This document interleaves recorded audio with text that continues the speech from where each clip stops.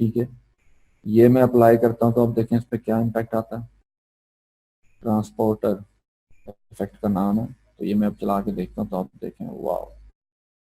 ठीक है, इसको शुरू से रख लेता हूँ, ज़रा ब्लैक पे ज़रा अच्छा नजर आ जाएगा। तो ये मैं प्ले करता हूँ तो आप देखें इसको आते हुए ये किस तरह एनिमेशन इसमें आ गई है। तो ये एक टेक्स्ट है जी। ठीक है, तो ये चीज है इस तरीके से। सपोज आपने ये टेक्स्ट एक ले आए हैं, अब आप ये चाहते हैं यार ये मैं ले तो आया हूँ, ये मैं आरजी बैकग्राउंड के ऊपर सेट तो कर लिया, लेकिन ये वहां जाके प्रीमियर में पता नहीं मैंने कहाँ लगाना है ये। ठीक है जी, तो आप एक इसकी एहतियातन आप इसको इस तरह से रेंडर करें कि ये इसका इन आउट होता है। आप देख लीजिए, सपोज ये मैंने एक इफेक्ट बना लिया, दैट्स ऑल, मुझे यही चाहिए। ठीक है जी, मैं इसको इतना कर लेता हूँ, या अपने टाइमलाइन को मार्क में से इतना, ये मेरी टाइमलाइन का वर्क एरिया है। तो ये वर्क एरिया में उसे देता हूँ कि हाँ भाई तू इतने वर्क एरिया पे, ये जो वर्क एरिया है ये शुरू से बिल्कुल स्टार्ट से है और तकरीबन 7.56 पे खत्म हो जाता है।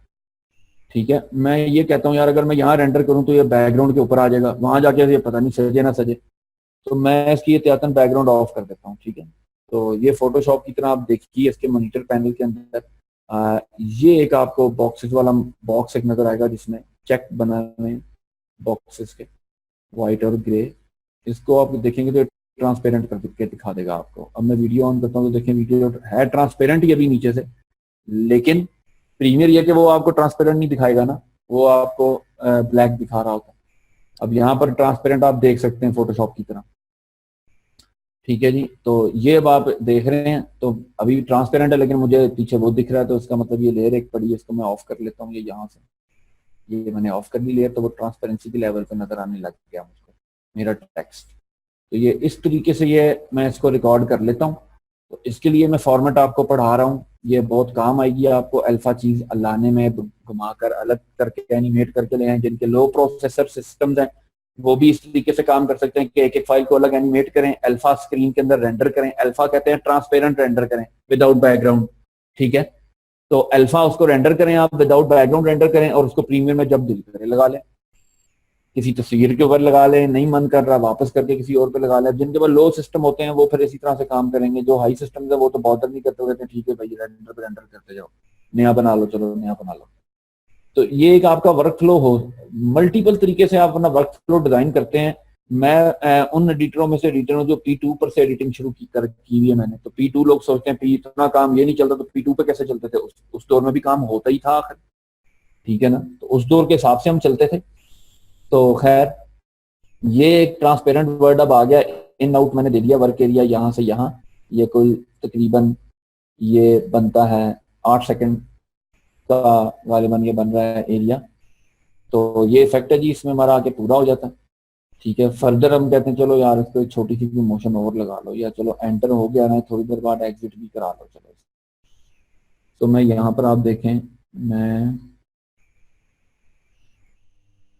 कहता हूँ कि यार जिस तरीके से ये आया इसी तरीके से जाए यार, हम इस पर पेंडा स्टाइल काम ना ही करें, हम जरा थोड़ा सा सोफिस्टिकेटेड डिसेंट स्टाइल काम करें जरा। हाँ, बिल्कुल देसी डिजाइनिंग वाला काम ना करें ना कि आया तो इस तरीके से और गया उस तरीके से। ये इस तरीके से आया, इसी की फ्रेम मैं कॉपी करता हूँ। आप देखिए मैंने किया क्या, मैंने इफेक्ट वो एक ही लगाया हुआ था, वही इफेक्ट लगा हुआ है। प्रोसेसिंग रेंडर हैवी ना हो जाए मेरा। ठीक है, तो वही इफेक्ट लगा हुआ है। ये टेक्स्ट के अंदर आता हूँ मैं, इसकी ऑप्शन पाकिस्तान से खोला, अंदर टेक्स्ट नजर आ रही है, ट्रांसफॉर्म नजर आ रही है, इफेक्ट कोई अप्लाई नहीं है, दैट्स व्हाई अभी नजर नहीं आ रहा। ठीक है, रीसेट अप्लाई है, वो टेक्स्ट की एनिमेशन है, वो टेक्स्ट में अप्लाई हुई है।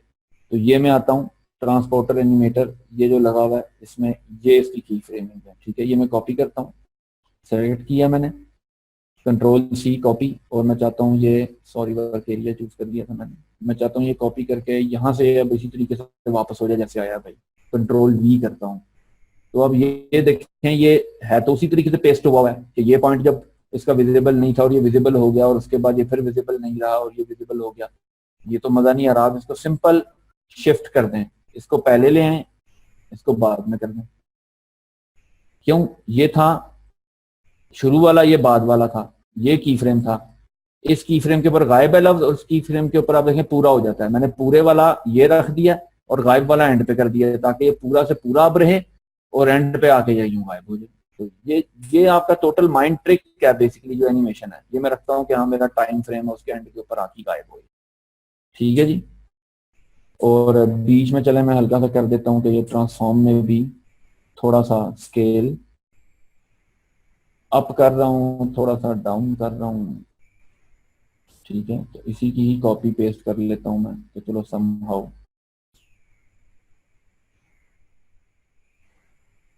कॉपी रखता जा रहा हूँ मैं। ठीक है, तो ये इस तरीके से है जी।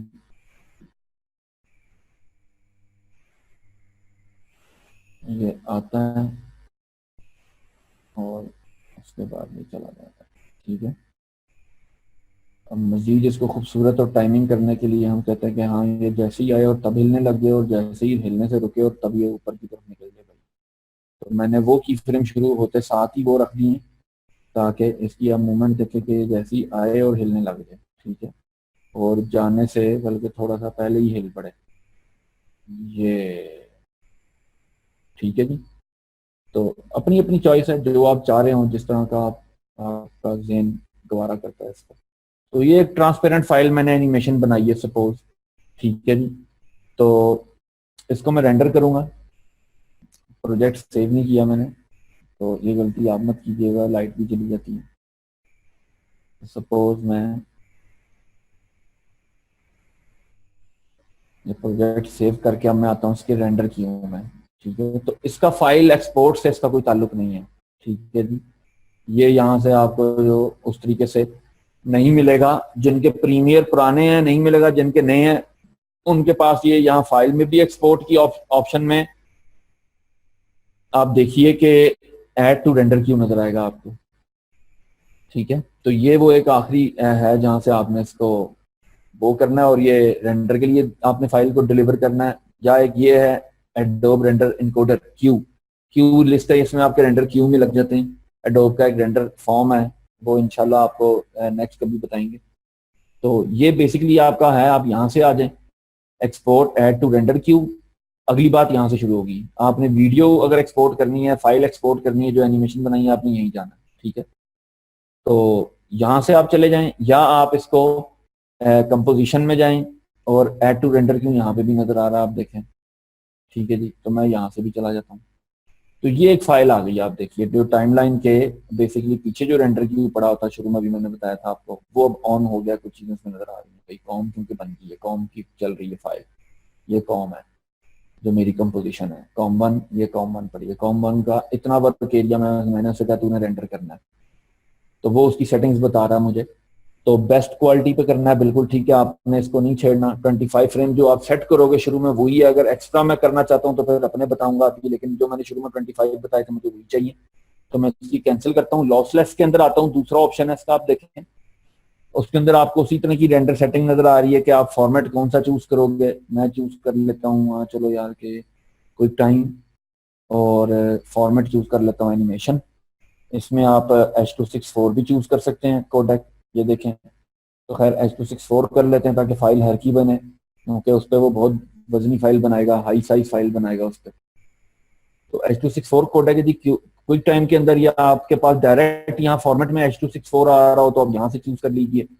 RGB है, RGB और प्लस अल्फा, आप ये देखें। अब H.264 जो है वो अल्फा फाइल राइट ही नहीं करता ये कोडेक। ठीक है, तो इसके लिए आपके पास फिर आखिरी हरबा वही बचता है, आप इसको लेके आओ क्विक टाइम एनिमेशन के अंदर। ठीक है जी, क्विक टाइम एनिमेशन का जो फॉर्मेट है वो आप देखिए, तो उसके अंदर अभी हम कलर जब स्केल पे आते हैं, कलर चैनल्स पे आते हैं, कि आरजीबी का मतलब वो अल्फा को ब्लैक कर देगा और बाकी लफ्ज ऐसी एनिमेशन दिखा देगा आपको। लेकिन हमें तो चाहिए ब्लैक के बगैर अल्फा चाहिए, ट्रांसपेरेंट बैकग्राउंड चाहिए, तो हम उसको दे देते हैं आरजीबी प्लस अल्फा। कि जो आरजीबी इसमें स्केल है हमारी विंडो में, बेसिकली ये आरजीबी हुआ हुआ है, रेड ग्रीन ब्लू कलर से। ये जो कलरफुल जितना पाथ आपको ऑब्जेक्टिव पाथ नजर आ रहा है, इसमें कलरफुल पाथ जो है वो आरजीबी है। तो वो आरजीबी भी राइट करेगा स्केल, और अल्फा को भी बरकरार रखेगा जो हमारा ट्रांसपेरेंट एरिया। ठीक है, मिलियंस ऑफ इसमें कलर्स की ऑप्शन है, और रीसाइज में आप जा सकते हैं इसको रीसाइज करने के लिए।